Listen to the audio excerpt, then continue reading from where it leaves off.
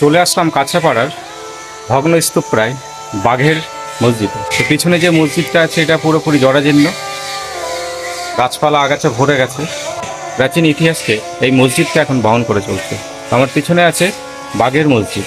এক সময় কাছড়াপাড়া বা কাঞ্চনপল্লীর এই এলাকা ছিল বসবাসের অযোগ্য।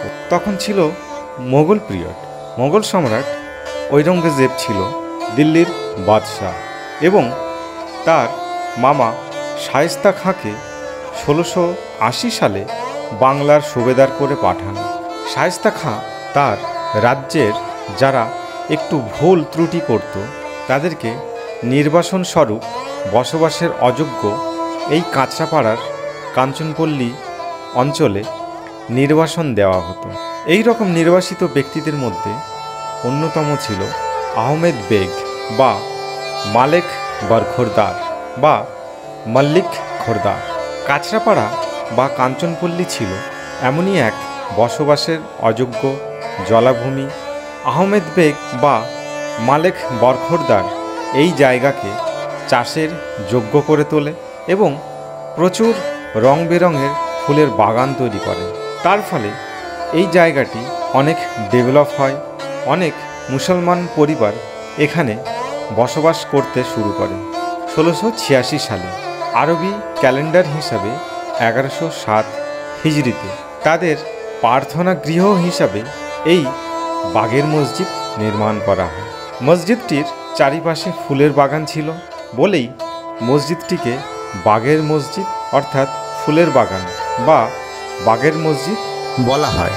2023 সালের জানুয়ারি মাসে রূপশালী ম্যাগাজিন ঐতিহাসিক গবেষক তথাগত সেন এই বাঘ কথাটির ব্যাখ্যা করে বলেছেন, বাঘ অর্থাৎ ফুলের বাগানকে বলা হয়। সেই হিসাবে আশেপাশে এলাকার নাম মল্লিক বাগ, যেহেতু মল্লিক সাহেব এই জায়গাটি স্থাপন করেছেন, সেই হিসাবে বাঘের খাল, বাঘের মোড় নামকরণ হয়েছে। মসজিদ সম্পর্কে একটি স্মারকলিপি পাওয়া গেছে, যেটা কাছড়াপাড়ার পৌরসভা মিউজিয়ামে রাখা হয়েছে।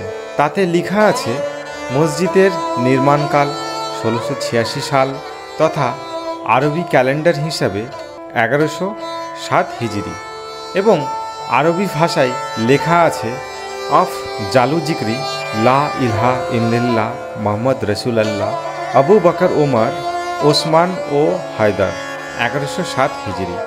আপনারা যারা পুরানো ঐতিহাসিক জায়গার খোঁজ করছেন বা যারা পুরানো ঐতিহাসিক জায়গা দেখতে ইচ্ছুক, তারা কাছড়াপাড়ায় এই পুরানো ঐতিহাসিক জায়গা একদিন এসে ঘুরে যেতে পারেন।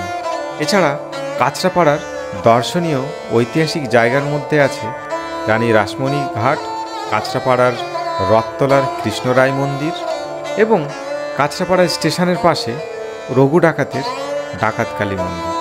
এই মসজিদে আসার পথ নির্দেশ হলো কাছড়াপাড়া স্টেশনে নেবে 1 নম্বর প্ল্যাটফর্মের বাইরে এসে টোটো বা অটো ধরে নামতে হবে মিলননগর বাস স্ট্যান্ডে।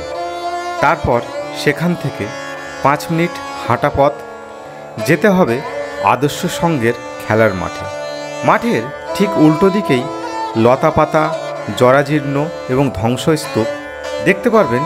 বাঘের মসজিদ জরাজীর্ণভাবে দাঁড়িয়ে আছে। এটা আজও মোগল ইতিহাসের সাক্ষী হিসাবে এই বাঘের মসজিদ দাঁড়িয়ে আছে।